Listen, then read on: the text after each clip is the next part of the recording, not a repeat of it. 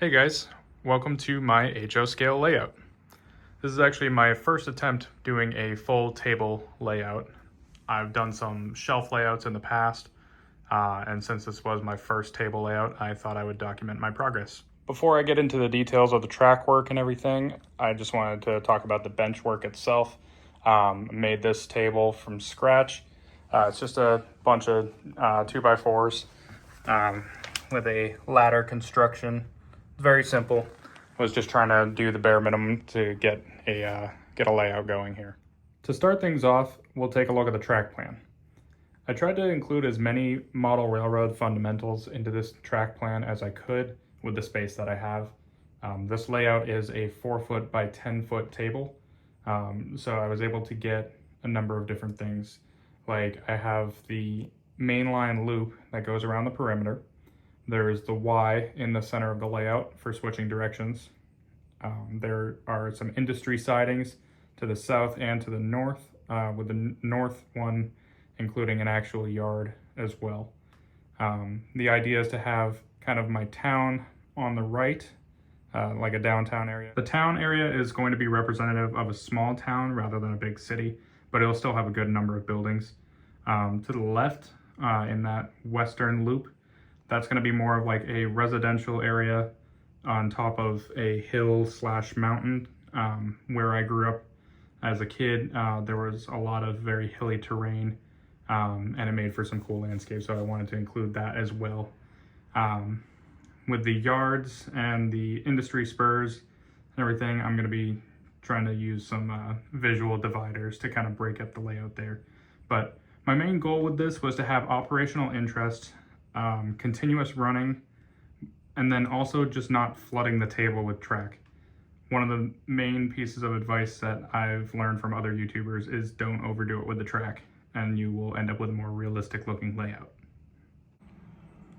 So one thing I should note is I am definitely a budget model railroader. Don't have a whole lot of extra funds to put towards this, so progress is going to be kind of slow and everything. But with that in mind, that also affects the design of the layout. For example, I actually started this layout with this 2-inch thick 4x8 sheet of pink foam insulation. And then I was going to do the same thing on this end, having it be 2 inches thick, but I kind of ran out of what my spare funds were for that particular week. And I just got these two 1-inch thick pieces here.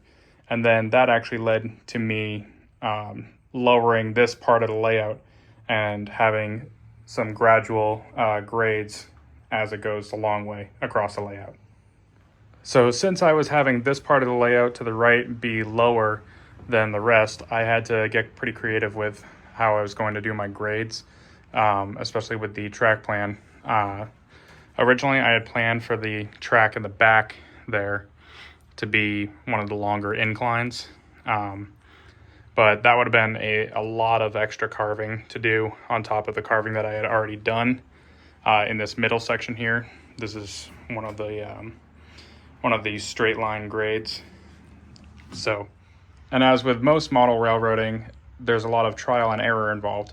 I had already cut out this grade through the sheet, the straight line grade here where the boxcar is sitting, before I realized, oh wait, I also have to do this curve here, and then that'll also sink the Y down. So actually this whole thing is on a slight grade that has been cut out of the land, which actually worked out. While it's not super prototypical to have, switches and everything on any kind of grade, especially any kind of aggressive grade, it actually is going to work out fairly well for scenery divides.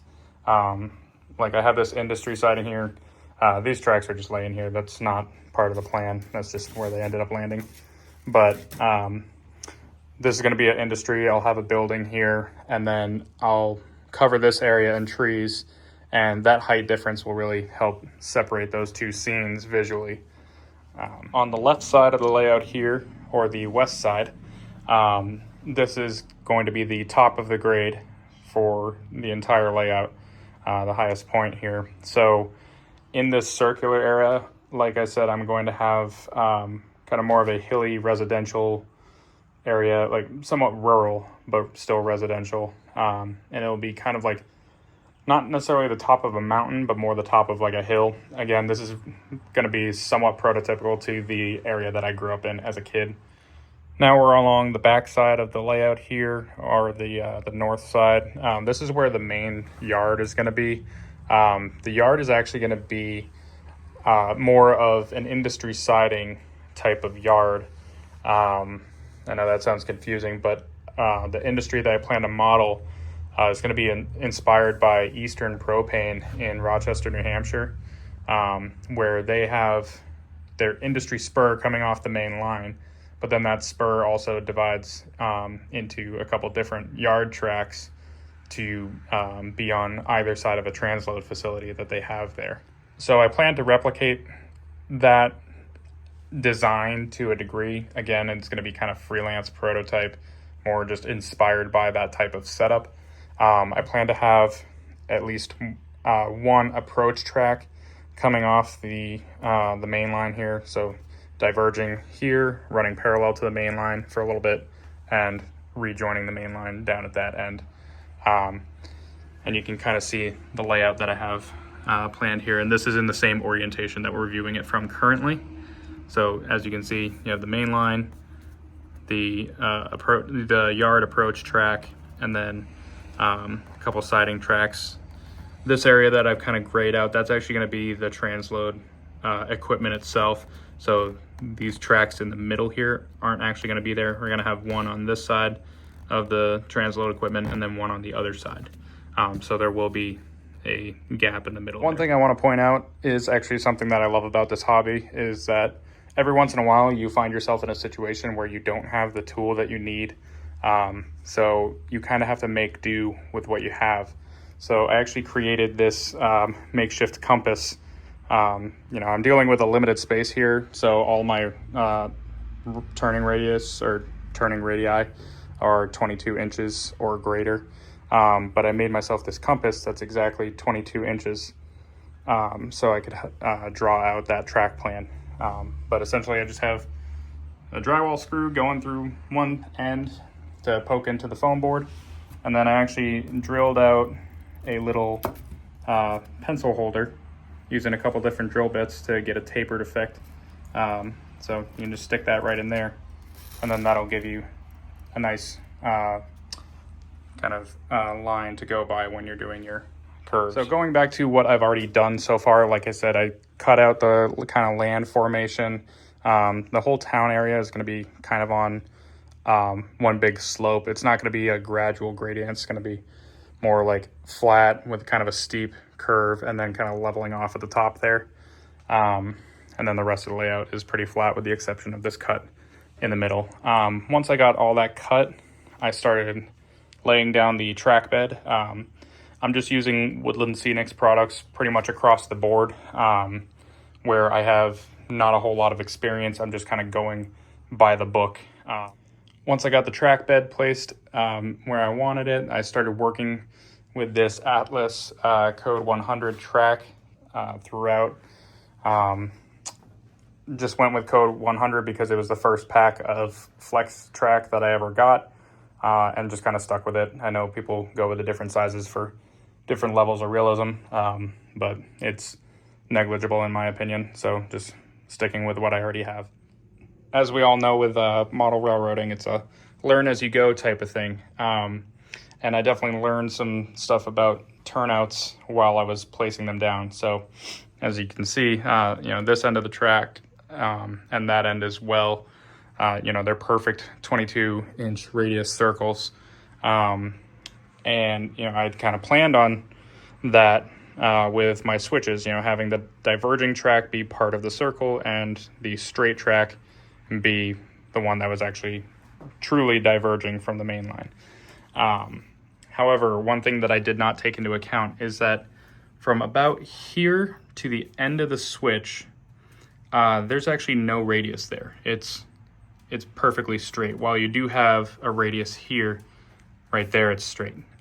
Did not realize that when I was buying these. I don't know if there's a different product that's available, but that little bit of straight section there is obviously enough to throw off the circle.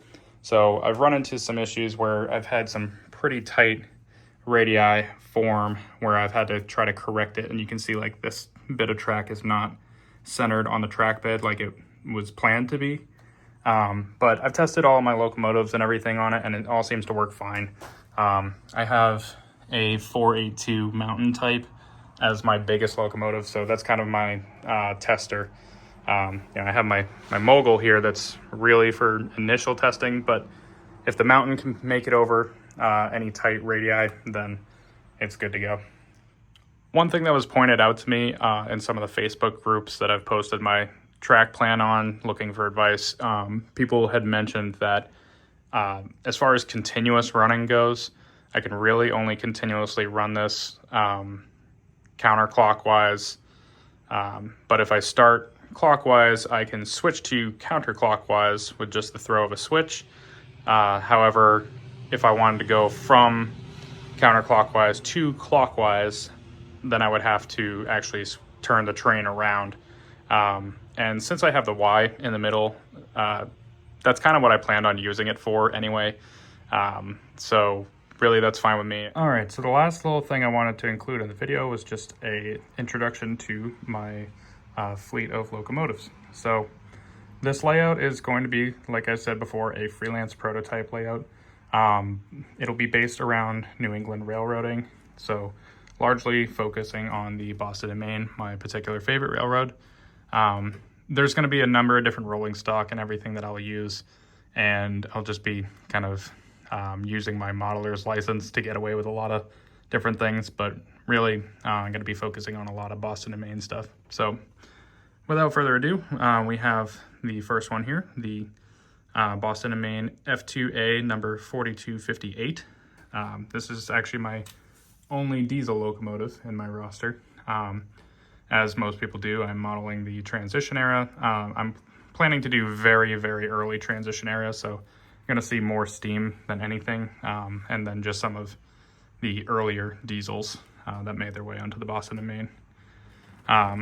Moving on, we have our 260 Mogul. It's number 1495.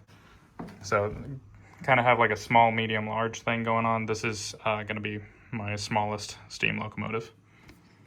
Moving down the line, we have number 3713, the Constitution. Picked this one up because it's a particular favorite of mine amongst many Boston and Maine Railroad fans.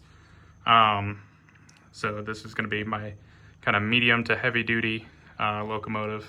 So a lot of mainline action for this one. And then last but not least, we have number 4102, the Cardigan. This is a 482 mountain type. So this is definitely going to be my heavy hauler. It'll pretty much exclusively see the main line. And yeah. And that about wraps up today's video. If you want to follow along with the progress of my layout, feel free to subscribe to my channel. I don't plan on sticking to any sort of upload schedule. I'm really just doing this for the fun of it, and just documenting the progress for myself and for family and friends to see. So I will be uploading videos whenever I really think to do them. But if there is anything that you guys want to see in particular or want me to dive into more, feel free to comment below. Otherwise, I will see you in the next video. Thanks for watching.